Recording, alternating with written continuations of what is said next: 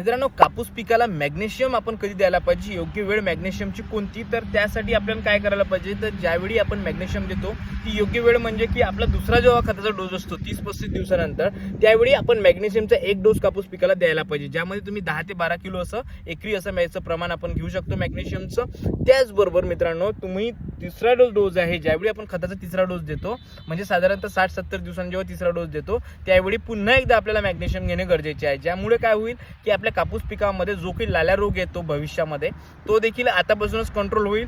सोबतच मॅग्नेशियम दिल्यामुळे आपलं कापूस पीक जे आहे ते देखील पिवळं देखील पडणार नाही आणि त्याचबरोबर आपल्या कापूस या पिकामध्ये आपल्याला अन्नद्रव्याची देखील कमतरता भासणार नाही। अशा पद्धतीने मॅग्नेशियम लव्हिंग प्लांट आपण त्याला म्हणतो।